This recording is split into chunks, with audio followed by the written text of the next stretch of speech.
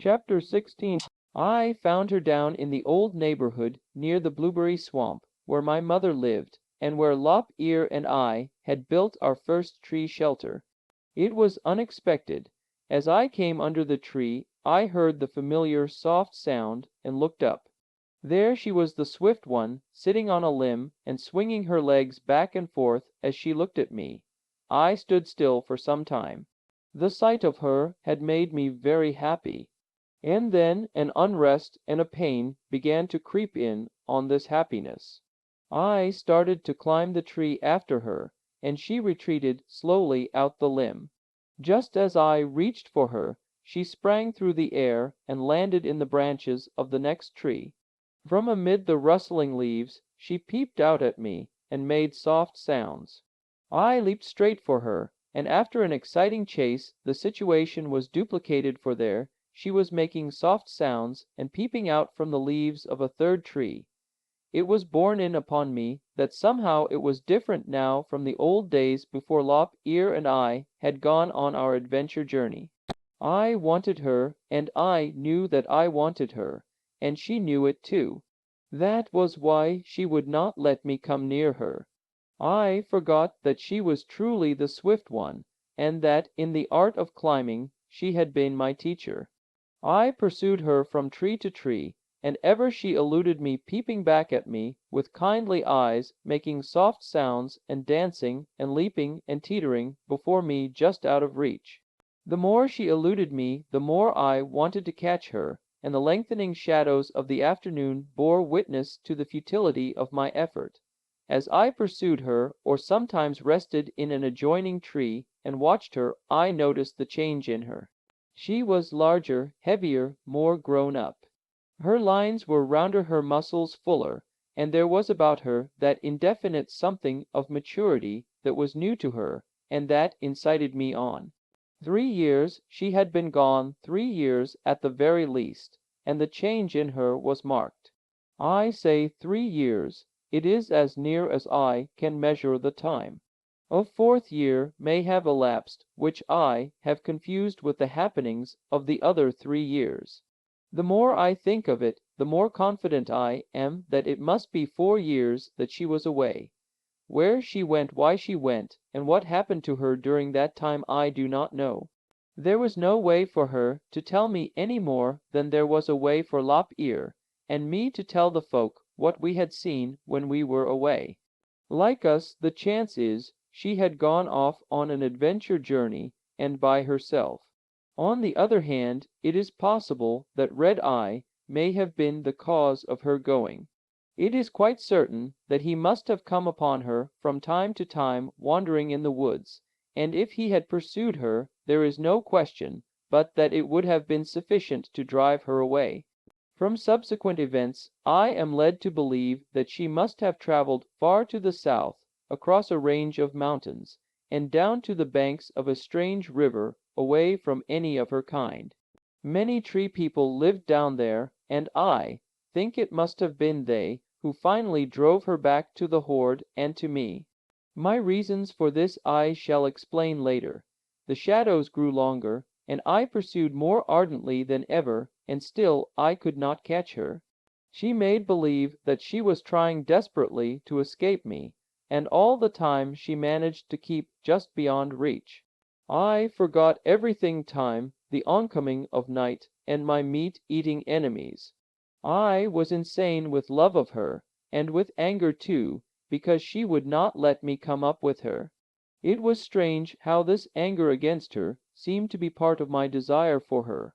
As I have said, I forgot everything. In racing across an open space, I ran full tilt upon a colony of snakes. They did not deter me. I was mad. They struck at me, but I ducked and dodged and ran on. Then there was a python that ordinarily would have sent me screeching to a tree top. He did run me into a tree, but the swift one was going out of sight, and I sprang back to the ground and went on. It was a close shave. Then there was my old enemy, the hyena. From my conduct he was sure something was going to happen, and he followed me for an hour. Once we exasperated a band of wild pigs, and they took after us. The swift one dared a wide leap between trees that was too much for me. I had to take to the ground. There were the pigs. I didn't care. I struck the earth within a yard of the nearest one. They flanked me as I ran and chased me into two different trees out of the line of my pursuit of the swift one. I ventured the ground again, doubled back, and crossed a wide open space with the whole band grunting, bristling, and tusk gnashing at my heels. If I had tripped or stumbled in that open space, there would have been no chance for me. But I didn't, and I didn't care whether I did or not. I was in such mood that I would have faced old Saber-tooth himself, or a score of arrow-shooting fire people. Such was the madness of love. With me, with the swift one, it was different. She was very wise. She did not take any real risks, and I remember, on looking back across the centuries to that wild love chase, that when the pigs delayed me, she did not run away very fast, but waited rather for me to take up the pursuit again. Also, she directed her retreat before me, going always in the direction she wanted to go. At last came the dark. She led me around the mossy shoulder of a canyon wall that out-jutted among the trees. After that we penetrated a dense mass of underbrush that scraped and ripped me in passing. But she never ruffled a hair. She knew the way, in the midst of the thick. It was a large oak. I was very close to her when she climbed it, and in the forks in the nest shelter I had sought so long and vainly I caught her. The hyena had taken our trail again, and he now sat down on the ground and made hungry noises. But we did not mind, and we laughed at him when he snarled and went away through the thicket. It was the springtime, and the night noises were many and varied. As was the custom at that time of the year, there was much fighting among the animals. From the nest we could hear the squealing and neighing of wild horses, the trumpeting of elephants, and the roaring of lions. But the moon came out, and the air was warm, and we laughed and were unafraid. I remember next morning that we came upon two ruffled cockbirds that fought so ardently that I went right up to them and caught them by their necks. Thus did the swift one and I get our wedding breakfast. They were delicious. It was easy to catch birds in the spring of the year. There was one night that year when two elk fought in the moonlight, while the swift one and I watched from the trees, and we saw a lion and lioness crawl up to them unheeded and kill them as they fought. There is no telling how long we might have lived in the swift one's tree shelter. But one day, while we were away, the tree was struck by lightning. Great limbs were riven, and the nest was demolished. I started to rebuild, but the swift one would have nothing to do with it. As I was to learn, she was greatly afraid of lightning, and I could not persuade her back into the tree. So it came about, our honeymoon over, that we went to the caves to live. As Lop Ear had evicted me from the cave when he got married, I now evicted him, and the swift one and I settled down in it, while he slept at night in the connecting passage of the double cave. And with our coming to live with the horde came trouble. Red Eye, Head Eye, don't know how many wives since the singing one. She had gone the way of the rest. At present he had a little soft, spiritless thing that whimpered and wept all the time whether he beat her or not, and her passing was a question of very little time. Before she passed, even Red Eye set his eyes on the swift one, and when she passed, the persecution of the swift one began. Well for her that she was the swift one, that she had that amazing aptitude for swift flight through the trees. She needed all her wisdom and daring in order to keep out of the clutches of Red Eye. I could not help her. He was so powerful a monster that he could have torn me limb from limb. As it was to my death, I carried an injured shoulder that ached and went lame in rainy weather, and that was a mark of his handiwork. The swift one was sick at the time I received this injury.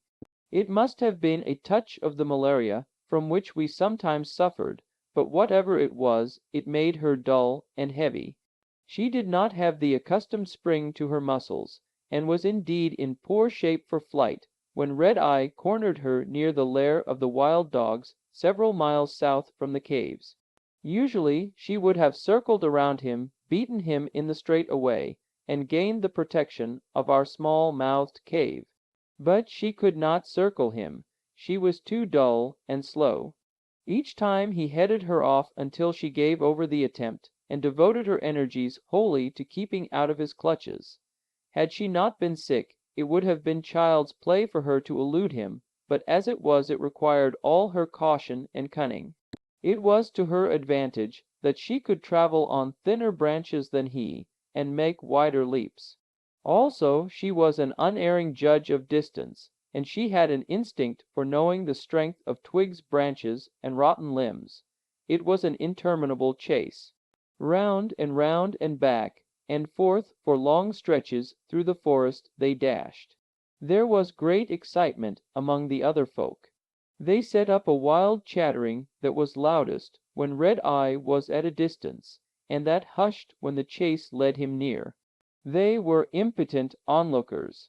The females screeched and gibbered, and the males beat their chests in helpless rage. Big Face was especially angry, and though he hushed his racket when Red-Eye drew near, he did not hush it to the extent the others did. As for me, I played no brave part. No, I was anything but a hero. Besides, of what use would it have been for me to encounter he was the mighty monster, abysmal brute, and there was no hope for me in a conflict of strength. He would have killed me, and the situation would have remained unchanged. He would have caught the Swift One before she could have gained the cave. As it was, I could only look on in helpless fury and dodge out of the way, and cease my raging when he came to. Hours passed. It was late afternoon, and still the chase went on. I was bent upon exhausting the Swift One. He deliberately ran her down. After a long time she began to tire, and could no longer maintain her headlong flight. Then it was that she began going far out on the thinnest branches where he could not follow. Thus she might have got a breathing spell, but I was fiendish, unable to follow her. He dislodged her by shaking her off with all his strength, and he would shake the branch back and forth until he snapped her off, as one would snap a fly from a whiplash. The first time she saved herself by falling into branches lower down. Another time, though they did not save her from the ground, they broke her fall. Still another time, so fiercely did he snap her from the branch, she was flung clear across a gap into another tree. It was remarkable the way she gripped and saved herself. Only when driven to it did she seek the temporary safety of the thin branches. But she was so tired that she could not otherwise avoid him, and time after time she was compelled to take to the thin branches. Still the chase went on, and still the folk screeched, beat their chests, and gnashed their teeth. Then came the end. It was almost twilight. Trembling, panting, struggling for breath, the Swift One clung pitiably to a high, thin branch. It was 30 feet to the ground, and nothing intervened. I swung back and forth on the branch. Farther down, it became a pendulum, swinging wider and wider with every lunge of his weight. Then he reversed suddenly just before the downward swing was completed.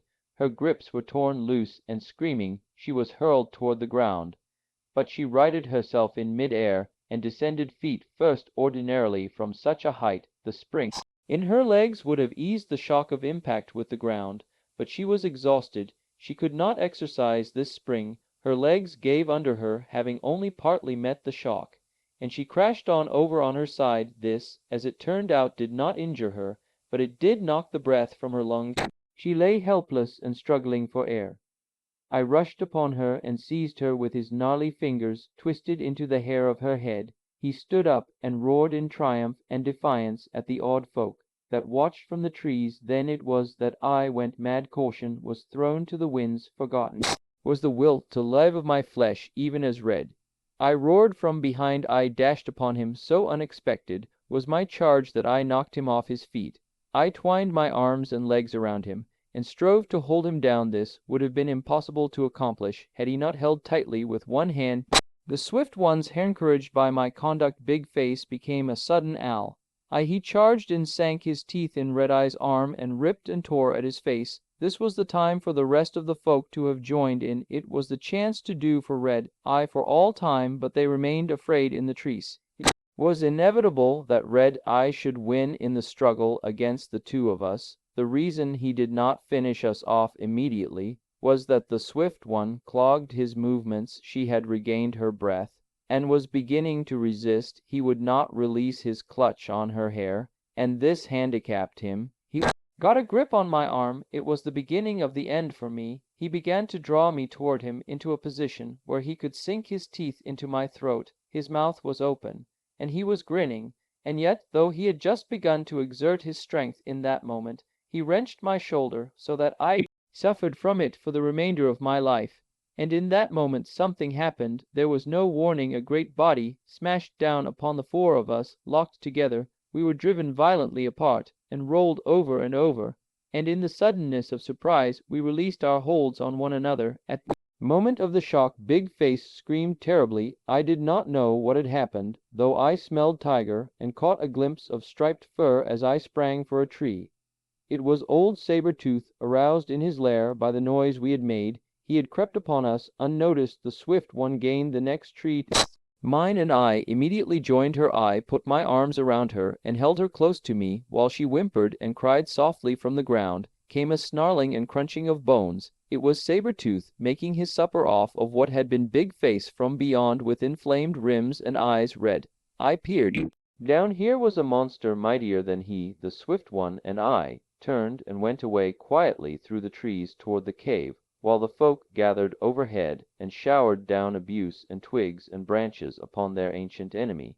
He lashed his tail and snarled, but went on eating and in such fashion. Were we saved? It was a mere accident, the sheerest accident, else would I have died there in Red Eye's clutch, and there would have been no bridging of time to the tune of 1,000 centuries, down to a progeny that reads newspapers and rides on electric cars. I and that writes narratives of bygone happenings, even as this is written.